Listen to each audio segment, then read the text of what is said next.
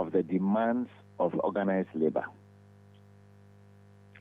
And pension is a complete national security issue. It's a death trap if it's not managed well. People who are now vulnerable and are no longer going to be working and are not going to be active members of a union, they don't have a voice. They are virtually beggars. They are the people who are caught in the trap.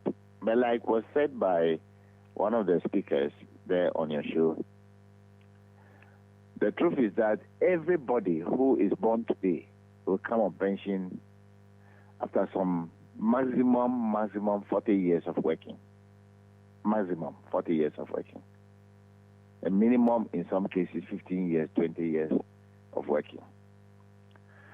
So it is not a question of those who have gone on pension today. It's about the people who are born today also. Pension is for people who are born and have become workers. And even those who are not working, they are affected by pension because somebody's pension takes care of somebody's food on the table today. So, deducting money from workers' pay. I'm an employer myself. I have workers. The first thing I try to pay is to ensure that I pay their Tier 2 and SSNIT contribution. Without that, they are dead. That's the meaning. So I try to do that all the time. Even if you don't have money, you have to find ways and means of doing that. In addition to that, we all have to encourage our employers in diverse ways to be mindful of paying the taxes that we need to pay. The government must also be pressurized to ensure that they use the money for the purpose for which it's been paid to them.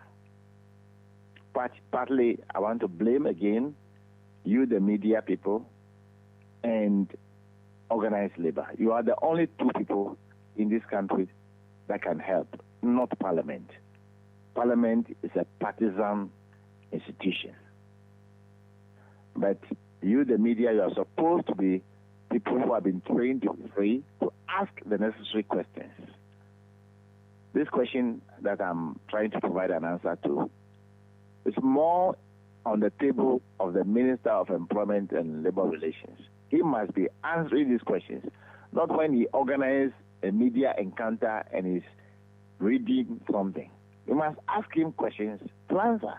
Where is the contribution of the pensioners? The deductions from their pay. Where is it? Why is it not transferred to them? And so forth and so on.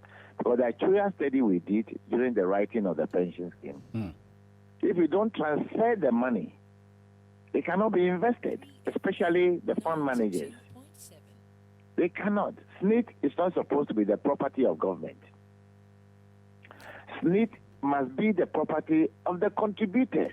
But unfortunately, that's the reality is that government can just go in, dip its hands into our money at SSNIT, use it for whatever purpose, and that's why I'm blaming organized labor. They are the only people who have a voice.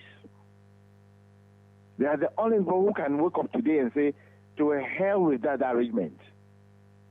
Maybe let me disclose to you this.